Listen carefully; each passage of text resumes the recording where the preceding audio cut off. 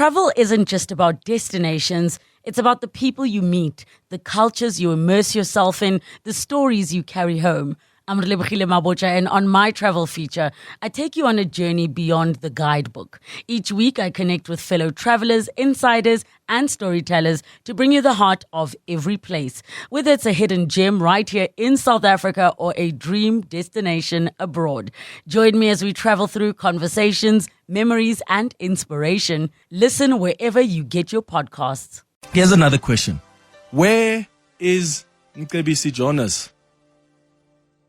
Where is Mcebisi Jonas, President Cyril Ramaphosa's U.S. envoy? I don't think we've been told anything about his recent efforts in the U.S. Remember, he wasn't even part of the delegation when President Cyril Ramaphosa was in the Oval Office meeting with President Trump.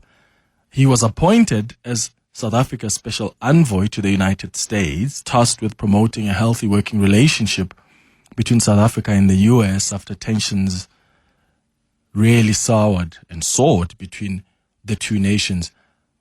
But what has he actually done so far? Because the information I have is that not so much. In fact, we haven't seen him start the work or travel to the US to meet with counterparts or some in the Trump administration, unless, of course, things have been kept under wraps. But I highly doubt it. And please correct me if you have any other information that contradicts what I say. I've said before, and I'll say it again, I don't think he has made any headway. I don't think he has been well received in the US. I think he has been given the cold shoulder, much like what happened with Ibrahim Rasool, the former ambassador. Remember the reemergence of his past remarks about President Donald Trump, Mcebisi Jonas, that is. Back in 2020, he made anti-Trump utterances referring to the current US president as a racist and a homophobe. The presidency at the time said, we don't think that Jonas's remarks will get him into trouble with Washington. But when I was in Washington, D.C., and I was meeting with some Republicans there, I got a completely different story. And I put that information to Vincent Magua when we were in the U.S. In fact, we were right at the White House, just outside the Oval Office, ahead of Ramaphosa's meeting with Trump, when I did a crossing with my colleague John Clement on his show, and I brought Vincent into that interview to try and clarify what's happening with Jonas. Remember that? I've got Vincent Magua here to come through because remember what I was telling you earlier about the delegation. So I just want to quickly ask him why we don't have Mcebisi Jonas here, Vincent Magua. Thank you so much for being here with us. He is the presidential envoy. He is not here. What's going on? No, his role is a backroom role, number one. Number two, he's been involved in the preparations leading up to today. So his absence has no consequence to this meeting. Yeah. And he will continue with other engagements following this meeting. From what I understand, Vincent, is that the Americans are not happy with him about what he had said. And there were issues with giving him access or even giving him a visa to come to America. I'm not aware of visa issues. I am aware that there was some displeasure that were expressed, and we think issues after today. Yeah. If not, then the president will have to kind of consider his options in that regard. Yeah. Okay. Well, I think the president might as well start considering his other options. But what's crucial in that interview I did with Vincent from the White House is that he says, yes, there are some displeasures that were expressed. He said that there are some displeasures. When I said, my sources are telling me that they didn't want him here. He says there are displeasures that have been expressed, but I don't know much about the visas, but there are displeasures that have been expressed, and we're dealing with that. And if that fails, the president might have to consider his options. That's what Vincent said then.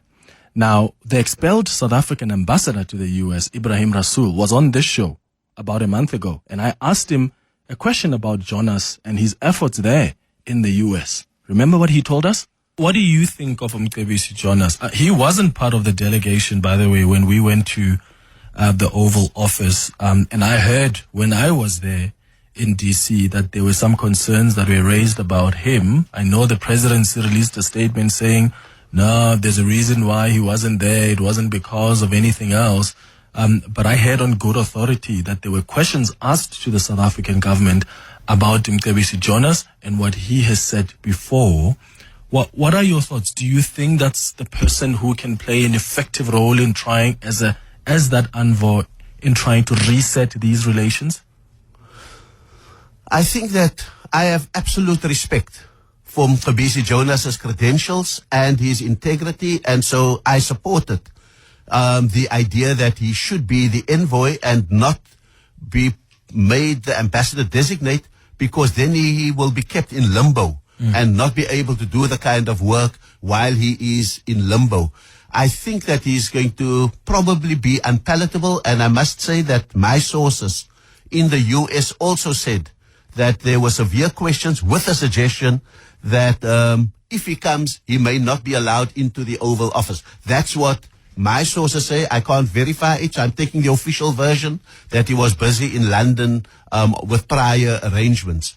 But the fact is, we are in a game where Trump is going to try to choose the South African ambassador for us, and therefore we may have to rely on high-level delegations going to do the business, while the embassy is a holding operation, a flag-flying operation, and a support operation rather than the main interlocutor with the USA.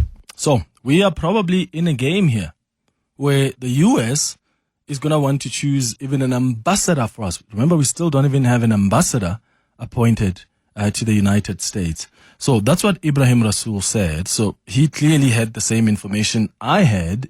He spoke to his own sources. I had mine.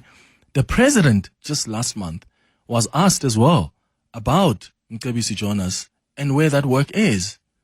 This is what he said. He is still my envoy for, you could call it North America as a whole. And his responsibilities are going to be clarified, because as it is now, he played a very key role in preparing our delegation, working together with various ministers and various officials to get our preparations at the top level to get on very well for us to be able to go and engage with the United States. But then envoys are not only there to do just the background work. Envoys are supposed to meet with counterparts. They're supposed to set the stage. You don't just do that by being in South Africa and saying, oh, okay, this is what we're going to do when we get to the US, and then you stay here and everybody else goes. Envoys do more than that. So something is brewing, and we're not being told everything. Mark my words. We reached out to the presidency this morning for an interview about this, and the spokesperson told us that they never talk about work of envoys in public. We pressed further and asked if he can confirm if Jonas is still continuing with his responsibilities and if the US have accepted him as an envoy.